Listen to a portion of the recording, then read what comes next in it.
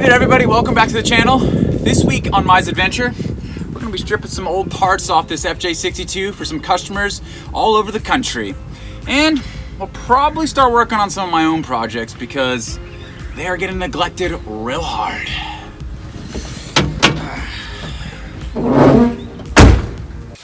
Suck brick, kid! So it's been a really long week of pulling parts. I've been getting a lot of parts requests, and unfortunately, with all that pulling, I haven't had a lot of time to work on any of the project vehicles this week. So a lot of this video is gonna be bits and pieces of me messing around on all my trucks at the end of the day when I'm not working, ripping one of these apart. So, and I'd like to also thank everybody for all their support so far. If you haven't seen already, I have hit 1,000 subscribers, and that is huge. It is so much motivation to keep on pulling these apart, making some great stories for you guys. So if there's anything that you want to see, please comment below and make sure that you subscribe so that you can see any of my future episodes. Appreciate it. Now it's time to fight with these stupid bolts on these front bumpers. Gosh.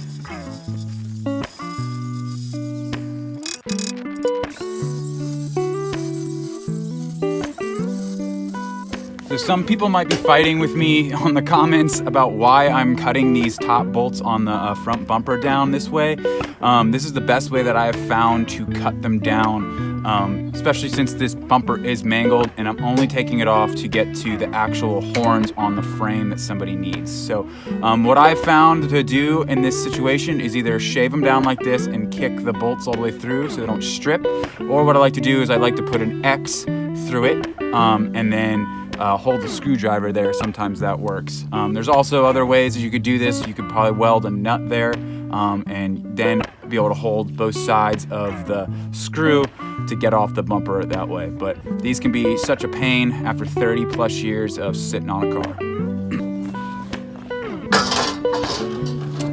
That thing's going to the trash. All that grinding, cutting, just to get these two bumper horns off. I'll tell you what, that was a lot of work.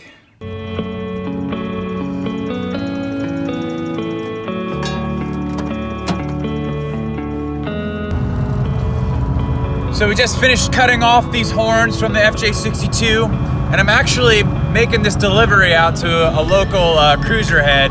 So we're on our way on some back roads in the good old 60 to go deliver these guys, and I'll give you a little bit of a tour when we get there of his truck. He's actually bringing it back to stock. The thing is sprung over, so really excited to check it out myself.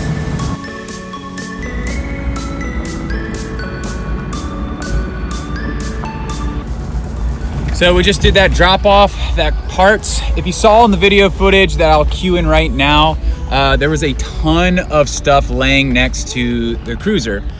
Steve had came and met me and bought all that stuff for me earlier this week. So he's planning on taking that FJ62 back to stock. And so depending on how much time he has, or if he needs some help, I might be there to help him wrench on it. But as you can see on the footage, that whole passenger side has been crunched in, which is so unfortunate. But other than that, the truck, from what I saw, was solid as all get out. The frame was immaculate.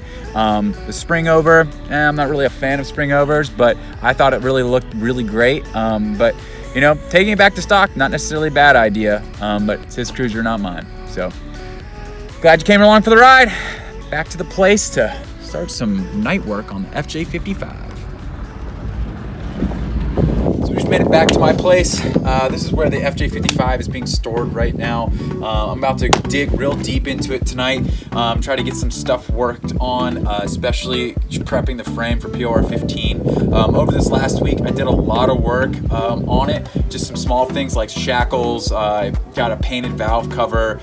Been cleaning a lot and getting all the wiring ready to put in a radio, as well as, if you saw last week, we did that gear video. That was part of the last couple things that I've done to the truck. So follow along with me tonight as we kind of dig into her and make sure she's what I want her to be before she hits the road permanently.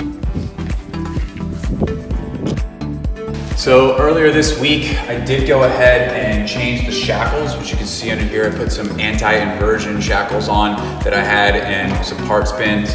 I also started scraping the frame off to start prepping it for the POR15 treatment. One really cool thing about the frame on this truck, I think somebody had treated it way before I ever received the truck. And if you've been following the channel on this truck, you'll know that it is from California, or it lives some of its life there. So I think that's what really saved the frame, because after you scrape that away, you can actually see that there's full black paint on the frame. It must be original paint. So that's really great to see. And you can see there's really no rot on this frame. I just want to preserve it for years and years to come.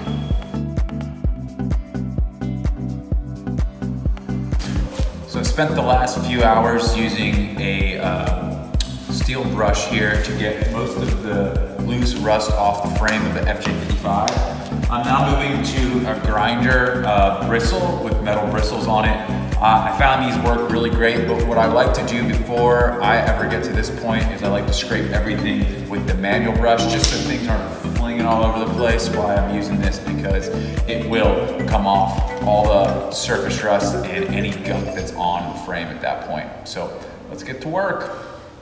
So this is pretty dang wild. This is all the paint that's still on the frame after using that brush and the grinder. This stuff here is a surface rust that I'm starting to take off with the actual grinder. So that stuff will come off with the grinder, and then we'll have a really great surface to paint on at that point. The air got to it. The air got to it!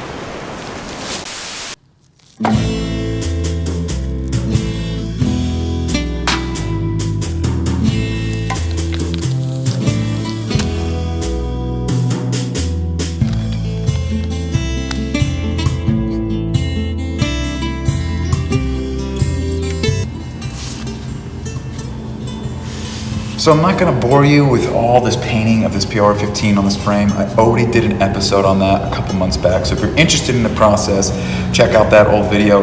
But speaking of that truck that I actually did that video on, I did go ahead and finally sell that truck a couple weeks back. I never queued any of that footage. I just have a little bit. So I'll put a little bit of that footage in here in a second. I also want to let everybody know that I do have another truck coming online. It's that FJ62 that I got out in Pennsylvania. She's almost ready, and I might throw a teaser clip of what she looks like and everything we had to go through, but that is for next week. So I'm gonna spend most of the rest of the evening painting this frame painlessly, and then we might do some battery cables.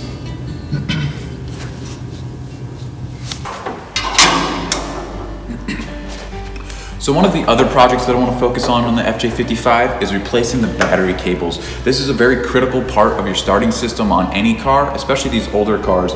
In past weeks, I've had a lot of issues with the ground cable not making a great connection, and in return, not getting able to start the vehicle, or it starts with a slow starter. So going ahead and replacing all that stuff, I've gone ahead to Classic Motors and made my own battery cables. I was lucky enough to be able to find a battery shop that all they do is specialize in anything battery.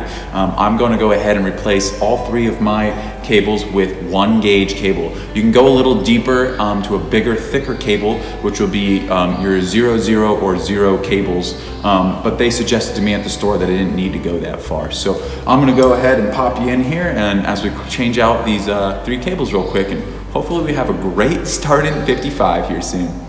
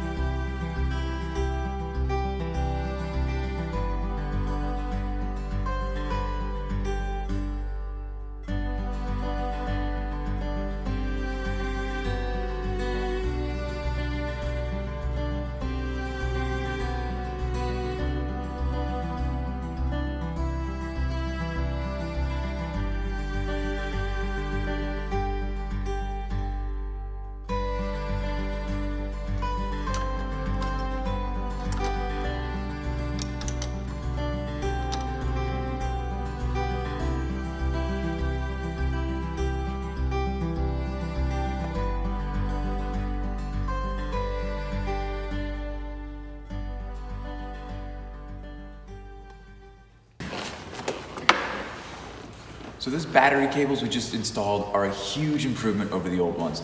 These are ready for the trash.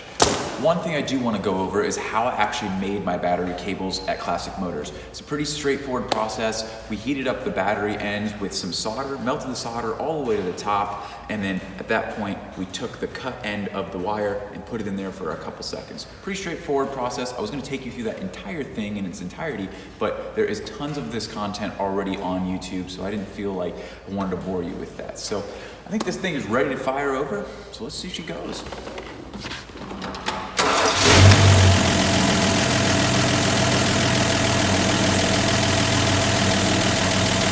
So that's going to conclude this week's video. If you like this type of stuff, I'd really appreciate it if you could subscribe, like, and share these videos, as it keeps me motivated to keep on making stuff like this. Another huge thank you to everybody that has subscribed so far. I'm at 1,000 subscribers, and I never thought that would ever be possible. So please comment below if there's anything else that you want to see, and if this video was helpful.